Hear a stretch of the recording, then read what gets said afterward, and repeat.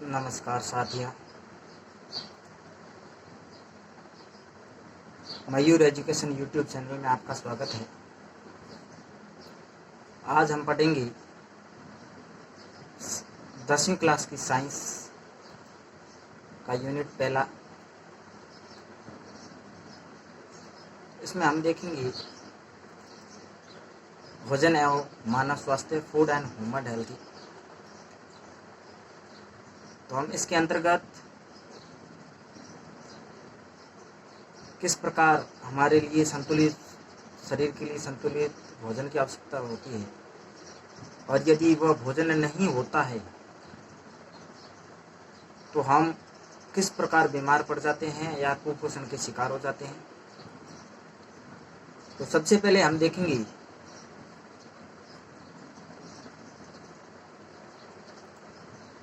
कि भोजन या पोषण या फूड वातावरण से प्राप्त विभिन्न पदार्थ जो पाचन द्वारा शरीर के अंग बनकर शरीर की विभिन्न आवश्यकताओं को पूरा करते हैं, पोषण कहलाते हैं। प्रकृति से जो भी वस्तु हमें प्राप्त होती है उनको हम पहले खाते हैं, फिर उनका हमारे शरीर के अंदर पाचन होता है प्रक्रिया के अंतर्गत, और उन पाचन के अंतर्गत हमारी विभिन्न शरीर की जो आवश्यकताएं होती है उनको पूर्ति करते हैं, उन्हें पोषण कहते हैं। तो हम देखेंगे कि अब ये पोषण है, तो पोषण में हम लेते कौन कौन से हैं, क्या क्या लेंगे। तो भोजन के मुख्य अवयव कौन कौन से हैं।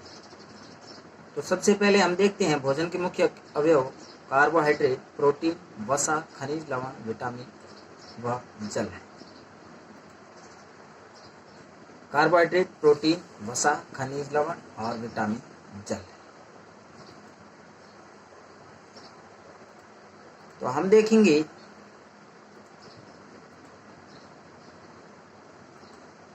कि भोजन के अवयवों की उपलब्धता के आधार पर भोजन कितने प्रकार के होते हैं। तो भोजन हमें दो प्रकार के मिलते हैं, एक संतुलित भोजन और एक असंतुलित भोजन। तो हम इन दोनों को बारी बारी से पढ़ने का प्रयास करेंगे कि कौन सा संतुलित भोजन होता है और कौन सा संतुलित भोजन नहीं होता है। सबसे पहले हम पढ़ेंगे संतुलित भोजन, ऐसा भोजन जिसमें शरीर के लिए आवश्यक सभी अवयव पर्याप्त मात्रा में उपलब्ध हो, संतुलित भोजन कहलाता है। संतुलित मतलब बैलेंस, बराबर रखना। ऐसा भोजन जो हमें हष्ट पुष्ट रखे, न अधिक वसा हो न अधिक दुबला पतला हो, और हमें पर्याप्त मात्रा में ऊर्जा मिलती रहे, ऐसा यदि भोजन हमें मिलता है वह संतुलित भोजन कहलाता है। अब ये क्वेश्चन उठता है कि संतुलित भोजन ही क्यों करें, संतुलित भोजन ही क्यों करें। तो अब देखिए, शरीर की मजबूती, रोग प्रतिरोधक क्षमता, दिमाग की तेजी, स्वस्थता हेतु, अर्थात यदि संतुलित भोजन का सेवन नहीं करें तो हमें थकान महसूस होगी, विभिन्न रोग होने की संभावना रहती है और हम कुपोषण के शिकार हो सकते हैं। तो अब हम आगे देखते हैं, तो असंतुलित भोजन क्या होता है। असंतुलित भोजन ऐसा भोजन जिसमें शरीर के आवश्यक सभी अवयव पर्याप्त मात्रा में उपलब्ध न हो, असंतुलित भोजन कहलाता है। जिसमें हम ऐसा भोजन करें जिससे हमारी शरीर की शारीरिक क्रियाएं हैं वे पूर्णतया पूरी नहीं हो पाती है, जिससे हमारा शरीर दुबला पतला होने लगता है, या हम अधिक मात्रा में ऐसा कर लेते जो असंतुलित उसे भी असंतुलित भोजन कहेंगे। जिसे हम अधिक मात्रा में भोजन लेते हैं, जिससे हमारा फैट बढ़ने लग जाता है, वो भी एक प्रकार की बीमारी हो जाती है। तो इससे प्रभाव क्या पड़ता है। असंतुलित भोजन करने से व्यक्ति कुपोषण यानी मेलन्यूट्रिशन का शिकार हो जाता है। ये साइंस का शब्द है। कुपोषण की, अब हमने शब्द पढ़ा कुपोषण। तो कुपोषण की क्या परिभाषा है? भोजन में लंबे समय तक ही पोषक तत्वों की कमी होना। एक दिन से कोई फर्क नहीं पड़ता, महीना, 2 महीना, 12 महीना, 2 साल तक हम असंतुलित यदि भोजन लेते हैं तो वह कुपोषण हो जाता है। और कुपोषण के कारण क्या है? खान पान संबंधी बुरी आदतें, जैसे कोई अच्छा भोजन हुआ तो हम ज़्यादा खा लेते हैं, हमें भूख ज़्यादा है लेकिन हम उसे खाना अच्छा नहीं है तो कम खाते हैं। और संतुलित भोजन नहीं, कभी ज़्यादा कर ले लेते, कभी कम ले लेते, इस प्रकार का असंतुलित भोजन। और जिसमें जो पोषक तत्व है, कार्बोहाइड्रेट है, वसा है, विटामिन है, प्रोटीन है, खनिज लवण है, जल है, इस प्रकार की उसमें किसी भी तत्व की कमी होना भी कुपोषण का रोग कहलाता है। तो कुपोषण के प्रभाव क्या क्या है? शारीरिक व मानसिक दुर्बलताएं आती है तथा कई कुपोषित रोग हो जाते हैं। तो कुपोषण भी कई प्रकार का होता है। विटामिन कुपोषण, वसा कुपोषण, प्रोटीन कुपोषण, जल संबंधी कुपोषण। जितने हमारे शरीर में खनिज लवण, मतलब जितने भी हमारे तत्व होते हैं, पोषक तत्व होते हैं, उनमें संबंधी प्रत्येक में बीमारी होती है। तो आइए जानते हैं कि किससे कौन सी बीमारी हो सकती है। सबसे हम पहले देखेंगे विटामिन कुपोषण। भोजन का सूक्ष्म भाग जो भोजन में शरीर के लिए अत्यावश्यक ही विटामिन कहलाता है। हम विटामिन को आंखों से नहीं दे सकते, बहुत ही सूक्ष्म भाग होता है और वह शरीर के लिए एक आवश्यक तत्व है। और इससे कमी हो जाने पर विटामिन कुपोषण प्रभाव कहलाता है। और प्रमुख विटामिन, उनकी कमी से होने वाले रोग और उनकी लक्षण पढ़ेंगे कि कौन से विटामिन की कमी होगी तब हमें कौन सा प्रभाव दिखेगा और उनसे कौन सा रोग होगा। विटामिन ए है जिसे रोग होगा रतौंधी रोग, जिसका लक्षण है रात को दिखाई नहीं देता, दिन को खूब दिखाई देता है, रात को नहीं दिखाई देता, इसलिए इसका नाम पड़ गया रतौंधी। या शकराना, कमजोरी होना, शरीर में कमजोरी महसूस होना। अब हम विटामिन बी पढ़ेंगे। विटामिन बी 12 तक होते हैं, तो हम अलग अलग जो हमारी सिलेबस के अनुसार पढ़ेंगे। विटामिन B1 थायमिन, जिसका वैज्ञानिक नाम थायमिन है, इसी रोग होता है बेरी। हृदय की धड़कन, डर घटना, पेशियां व तंत्रिकाएं कमजोर। इस प्रकार की यदि हमारे शरीर में लक्षण पाए जाते हैं तो इसका मतलब हमारे बेरी रोग हो रखा है।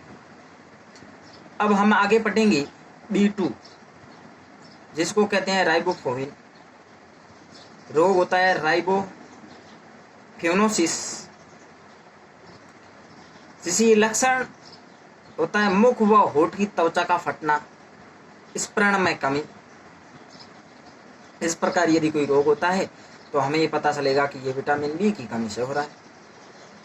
विटामिन B3, जिसका वैज्ञानिक नाम है नियासिन, जिसका रोग होता है पेलेग्रा, लक्षण जीभ व त्वचा पर पापड़ियां पड़ना। और सी है एस्कॉर्बिक अम्ल, एस्कॉर्बिक अम्ल कहते हैं जिसे, या एसिड। रोग स्कर्वी लक्षण, मसूड़ों में खून, त्वचा पर चकते आ जाने यानी बड़े बड़े धब्बे हो जाना। डी कैल्सीफिरॉल, रोग होता है रिकेट्स। विटामिन डी की कमी से रिकेट्स रोग होता है, जिसके लक्षण होते हैं पैरों व हड्डियों का मुड़ना, घुटने पास आ जाना।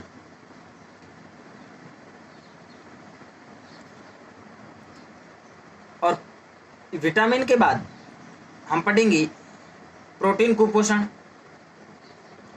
और ये सामान्यतः गर्भवती महिलाओं व छोटे बच्चों में अधिक होता है। अब हम देखेंगे कि क्वाशियोरकोर, ये एक प्रकार का प्रोटीन कुपोषण से होने वाला रोग है। ये सामान्यतः बच्चों में होने वाले रोग वाला रोग है। लक्षण पेट फूलना, भूख कम लगना, त्वचा पीली, शुष्क व काली तथा धब्बेदार होकर फटने लगती है। इसका प्रोटीन का यदि कुपोषण होता है तो हमारा स्वभाव किस प्रकार प्रदर्शित होता है? चिड़चिड़ा होना, बच्चे के शारीरिक रूप से कमजोर हो जाना, बहुत ही दुबला पतला होना, हष्ट-पुष्ट नहीं होना। इस प्रकार यदि हमें कमी पाई जाती है तो वो प्रोटीन की कमी होने के लक्षण पाए जाते हैं। फिर हम देखेंगे मैरस्मस रोग। ये रोग ऊर्जा की कमी से होता है, जिसमें शरीर सूख कर दुर्बल हो जाता है तथा आंखें कांतिहीन हो जाती है, वह अंदर धसी हुई प्रतीत हो जाती है। खनिज कुपोषण से। अब हमारे शरीर में कई प्रकार के खनिज पाए जाते हैं, जैसे आयोडीन, फेरस, फास्फोरस, कैल्शियम और नाइट्रोजन, पोटेशियम। अब हमारे शरीर में इनकी कमी हो जाती है तो क्या प्रभाव पड़ता है? यदि हमारे शरीर में आयोडीन की कमी हो जाती है तो ब्रेन या थायराइड हार्मोन प्रभावित होता है, जिससे हमारी गलगंड हो जाता है। और फेरस यानी लोहा, लोह तत्व हमारे शरीर में पाया जाता है। चेहरा पीला पड़ जाता है और रक्तहीनता होती है, यानी शरीर में सबसे ज़्यादा फेरस लोहा खून में पाया जाता है और उसकी कमी होने से रक्तहीनता, रक्त का अभाव होता है, रक्त की कमी पड़ जाती है। और फेरस, यदि हमारे शरीर में फेरस की कमी है तो मोटापा घट जाता है और ऊर्जा संग्रहण करता है। कैल्शियम, कैल्शियम सबसे ज़्यादा हमारे शरीर में हड्डियों में पाया जाता है और उसकी कमी हो जाती है तो हड्डियां कमजोर व भंगुर हो जाती हैं। पोटेशियम, एनीमिया, थक्का बनना, पाचन में सहायक, नाक में खून आना, इस प्रकार की यदि कमी हमें पाई जाती है तो हमें पोटेशियम की कमी होती है। सोडियम, बीपी सक्रियता कम हो जाती है। ब्लड प्रेशर होता है, उसकी सक्रियता कम हो जाती है। अब हम पढ़ेंगे जल शरीर की समस्त जैविक उपापचयी क्रियाएं जल से पूर्ण होती हैं। संपूर्ण शरीर की उपापचयी क्रियाएं मतलब जो शरीर की क्रियाएं हैं वे जल से संपूर्ण पूर्ण होती है। और एक दिन में 8 से 10 गिलास पानी हमें पीना चाहिए। इसका क्या प्रभाव होता है जल का, और इसकी कमी होने से हमारे शरीर पर क्या प्रभाव पड़ता है, आइए देखते हैं। यदि आवश्यक चर्बी जमा नहीं होती है, प्रभाव ये रहता है जल में अधिक मात्रा में होने से आवश्यक चर्बी जमा नहीं होती है, शरीर के अनावश्यक पदार्थ बाहर आते हैं, एलर्जी की संभावना कम होती है, सुस्ती व ऊर्जा मिलती है, फेफड़े आंत की बीमारियां दूर होती है, शरीर में रेशों की मात्रा पर्याप्त होने से शरीर की रोग प्रतिरोधक क्षमता बढ़ती है। ये हमारे शरीर में जल से होने वाले प्रभाव वो महत्व है। अब हम जो जल पीते हैं उसकी क्या विशेषताएं होनी चाहिए? हम कोई भी उठा के जल थोड़ी पी सकते हैं, तो उस जल की क्या क्या विशेषताएं होनी चाहिए? दृश्य कण, वनस्पति के टुकड़े न, जो हम धूल कण देखते हैं वनस्पति के अंदर, ये कण नहीं होने चाहिए। और हानिकारक सूक्ष्म जीव, रोगाणु, कवक, विषाणु, इस प्रकार के जल के अंदर जीव नहीं होने चाहिए, क्योंकि सभी जीव जल पर निर्भर रहते हैं, इसीलिए वे जीव भी जल के अंदर हो सकते हैं। इसलिए हमें जल को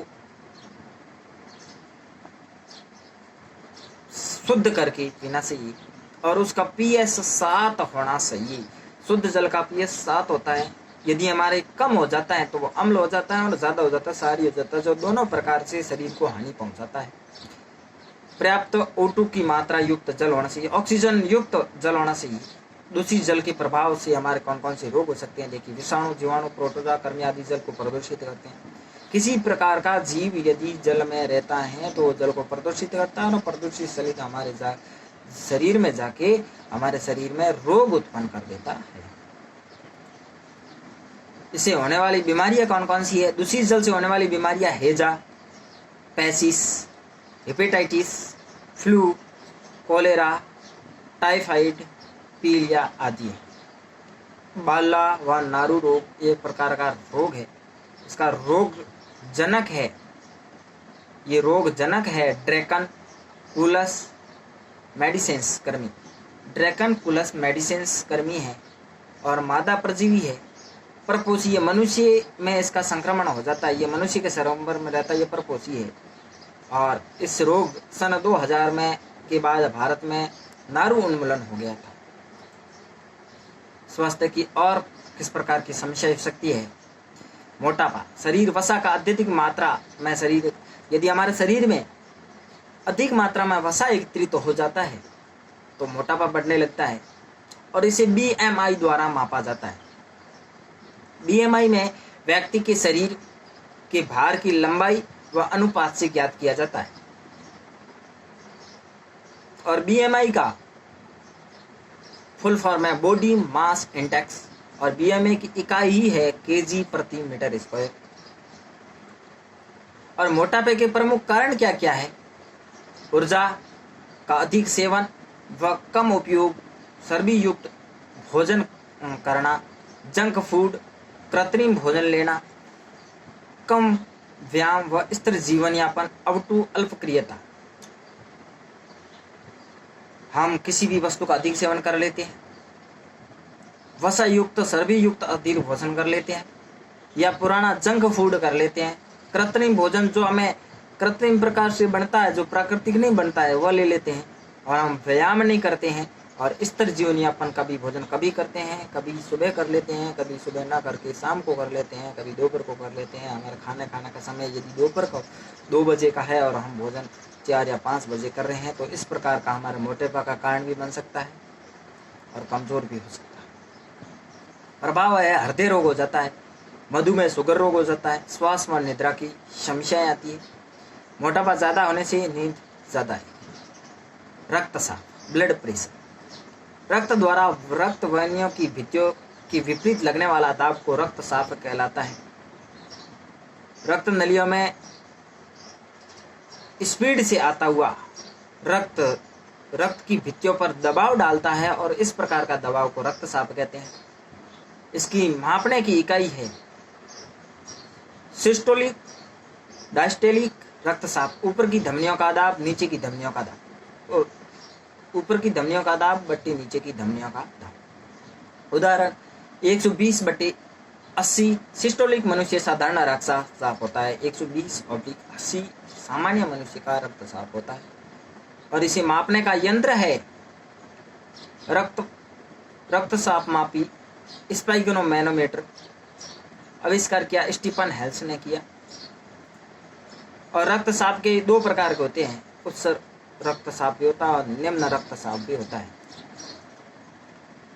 निम्न रक्तचाप धमनियों व नसों में रक्त प्रवाह का कम होना निम्न रक्तचाप कहलाता है। यदि ब्लड प्रेशर की पीसी जो हृदय धड़कता है वह कम धड़कता है और उसका प्रेशर कम होता है तो वह धमनियों पर कम प्रेशर डालता है। इस प्रकार यदि कोई रक्तचाप है तो निम्न रक्तचाप कहलाता है।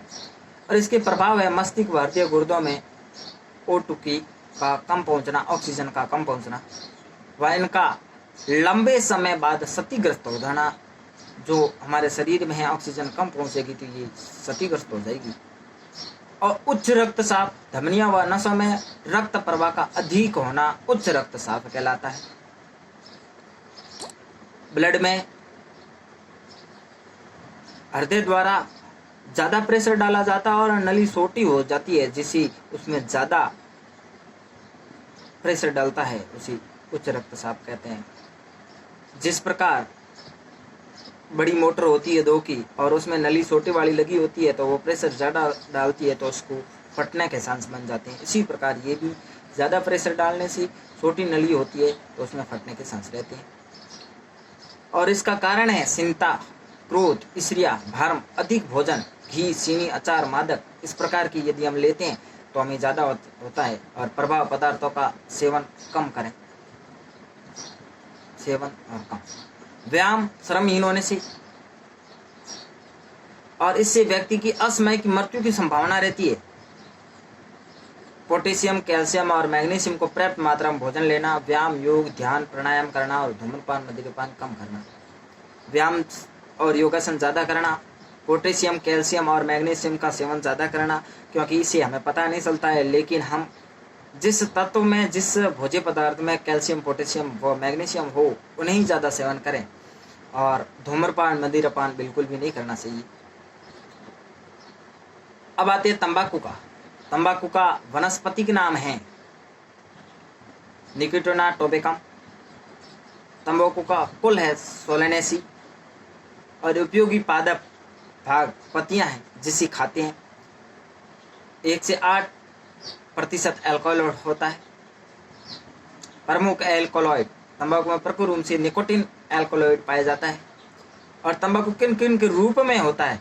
बीड़ी में, सिगरेट में, सिंगार में, सिल में, हुक्का में और कई प्रकार के तंबाकू आते हैं जिसे सेवन करते हैं लोग। और इससे हानियां क्या क्या होती है? मुंह, जीभ व गले में, फेफड़े में कैंसर हो जाता है, रक्तचाप व हृदय की दर बढ़ जाती है, हृदय की धड़कने की दर बढ़ जाती है, भ्रूण विकास मंद पड़ता है। और यदि कोई किसी प्रकार की स्त्री खाती है तो उसमें भ्रूण विकास कम पड़ जाता है और गैसों, ऑक्सीजन और CO2 का परिवहन कम हो जाता है, जिसमें सांस लेने की तकलीफ हो जाती है, श्वास संबंधी बीमारी हो जाती है, फेफड़े संबंधी बीमारी हो जाती है और मुंह संबंधी कई बीमारियां प्रकार की हो जाती है। अब हम देखते हैं मदिरा। मदिरा हम देखेंगे कि मदिरा का अणुसूत्र भी होता है। मदिरा एक अल्कोहल है। अल्कोहल कई प्रकार का होता है, लेकिन हम जो भी लोग ये अल्कोहल पीते हैं वो मदिरा कहलाता है और मदिरा एथेनॉल होता है, C2H5OH। बाकी मेथेनॉल, एथेनॉल, प्रोपेनॉल, ब्यूटेनॉल बहुत सारे अल्कोहल होते हैं, लेकिन जो लोग मदिरा के रूप में पीते हैं उस मदिरा में एथेनॉल होता है। और इसे हानियां CH3COH मैथिल कार्बोहाइड्रेट का निर्माण होता है। कार्य क्षमता कमजोर, स्मरण में कमी, वश्य, यकृत रोग,